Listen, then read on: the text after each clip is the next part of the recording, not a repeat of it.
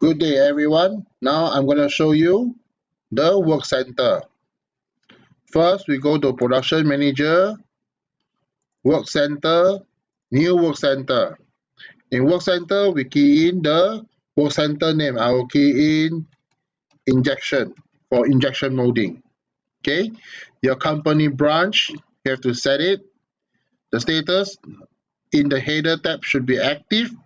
The shift, you have to choose the shift. I will choose normal shift, which I have made in another video.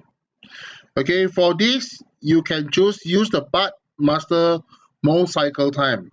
That we set it in the part master in another video.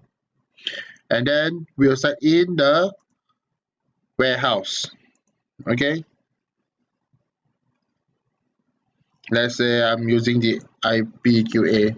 Okay, then the runtime I'll set 5 minutes per unit or even faster, maybe 0.5 minute, 30 seconds per unit. The setup times is only one time.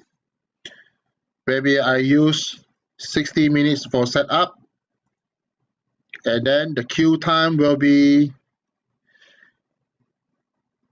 0.6.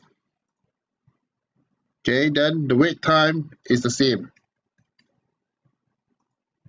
And the labor rate, that is how depend on how your HR calculate the labor charges.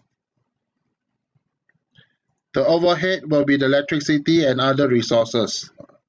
I'll put it 10 ringgit per hour. After that, you just save. Thank you for watching. Bye.